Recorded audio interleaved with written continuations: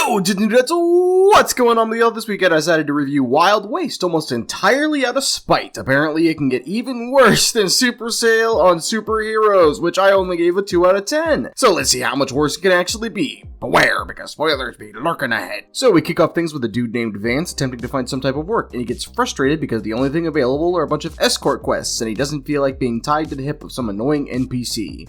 Been there, man. Been there. So, it's mentioned that traveling through the wastes is rather perilous, even at the best of times. I actually like this opening scene because it's a touch of world building despite saying very little. While we don't know what caused the world to be like this, we do know that things are dangerous and travelers and merchants often have to have protection. RMC is some level of fighter looking for work and finds a high-paying gig on a board. This is not a bad intro. It's not world-shaking, but it's perfectly satisfactory. Sadly, this is the extent of the building our writer likes to do.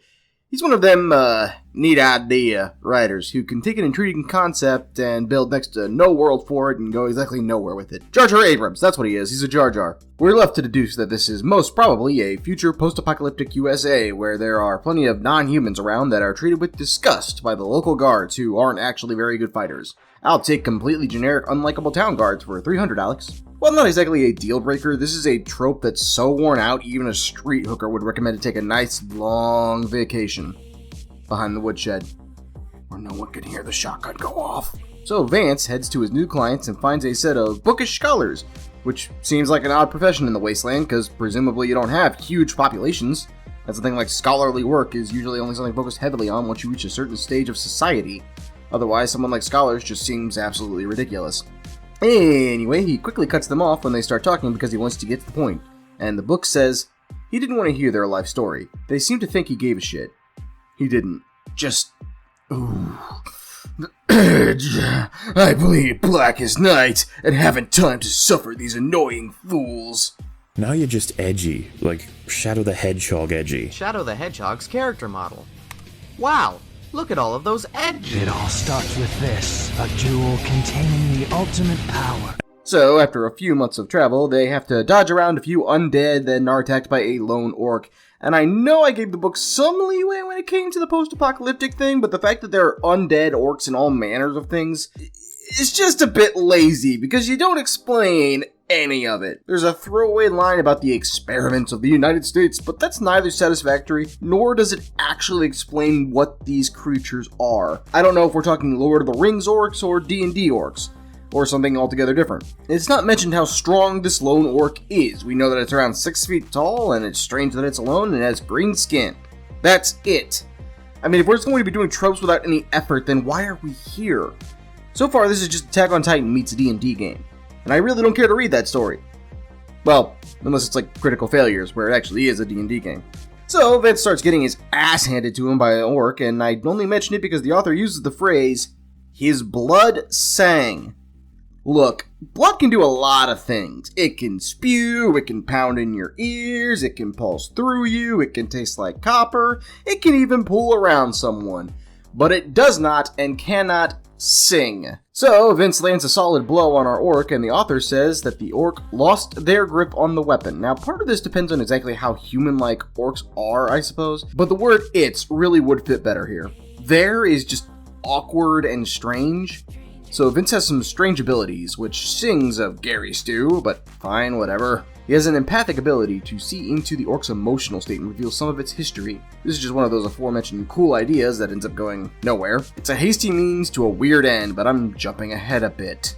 Anyhow, the orc is a female that was shunned from her clan because she refused to be suited and then bested her suitor, his father, and uncle in single combat, and for that was shunned from the clan. Now, because you haven't told me differently, I can only assume these are your big classic D&D burly orcs.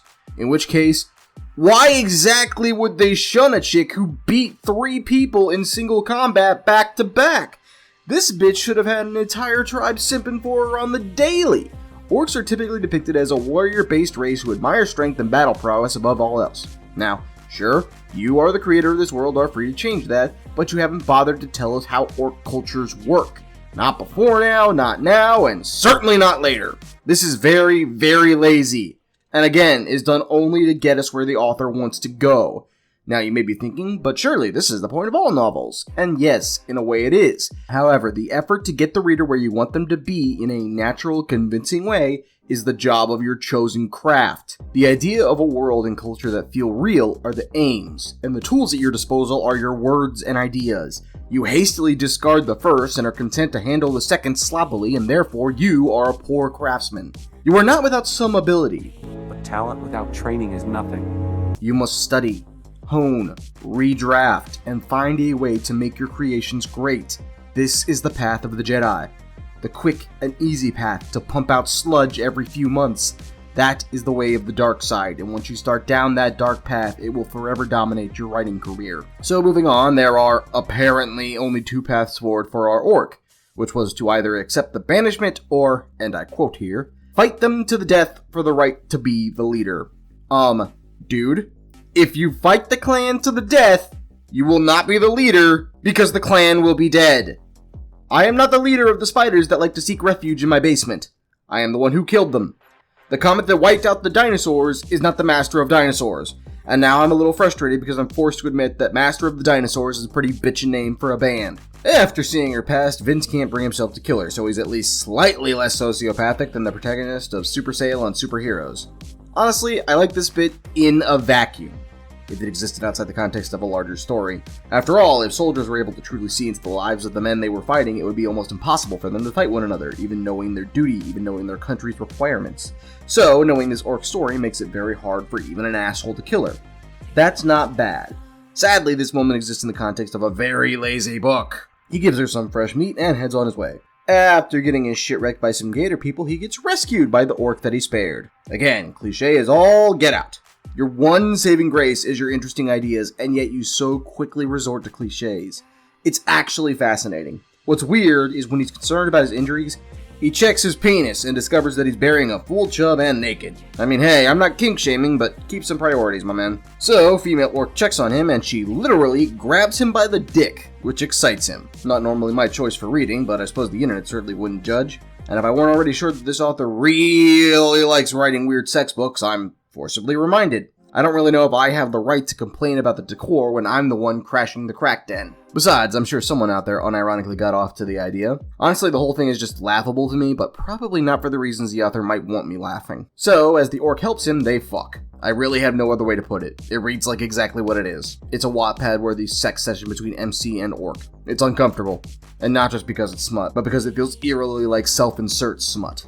It's the difference between seeing a sex tape and seeing your parents' sex tape. So they travel back to the MC's home and fuck on the nightly. Again, I don't know why we're spending so much time on it unless the author just gets off to it. And in that case, I feel like you shouldn't try and publish your spank material. It's one thing to write it, it's one thing to ask people to read it, and it's entirely another to charge them for it.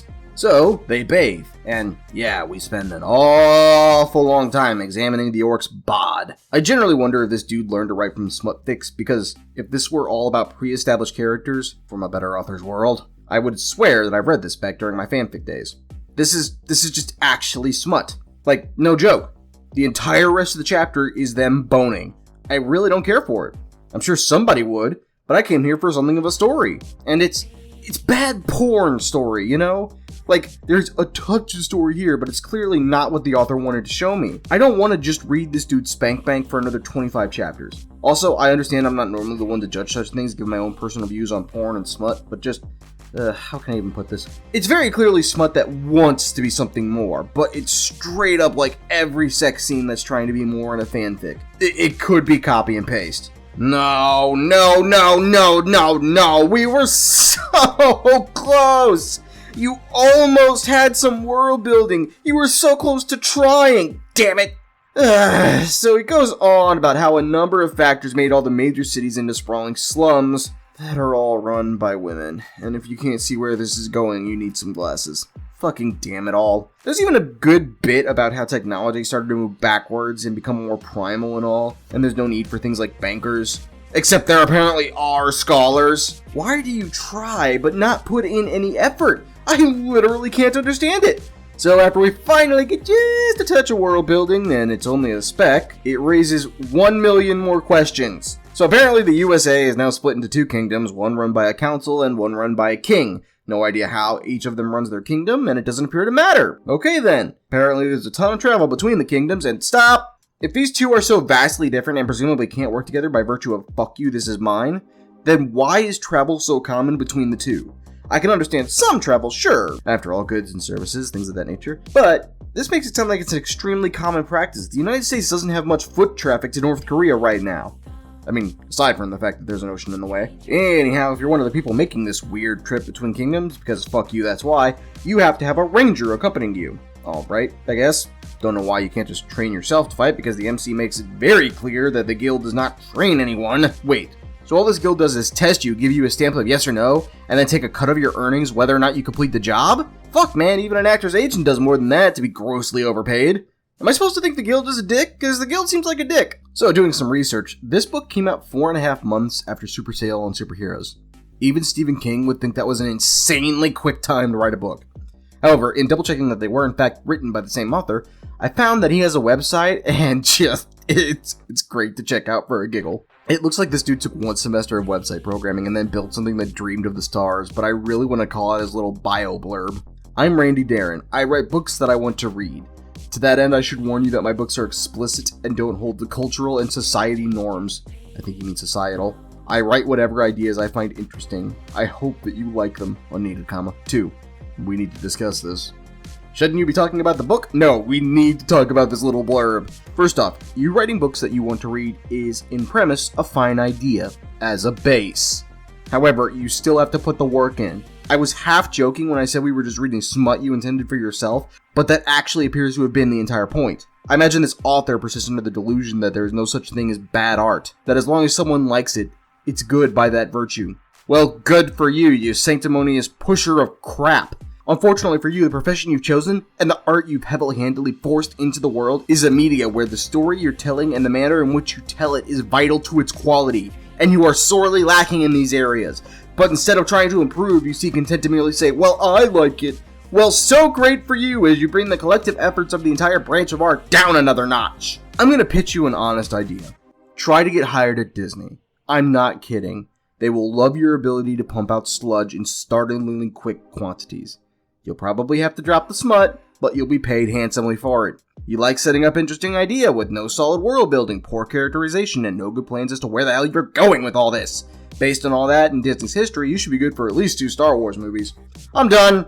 I honestly tried to keep going, but I'm too frustrated with this book and it's too shit. What did it in for me was the fact that the orc was surprised and touched that Vince didn't want her to die in battle. This is the crap smut of the highest order, and if you're gonna prop it up, you need your eyes checked.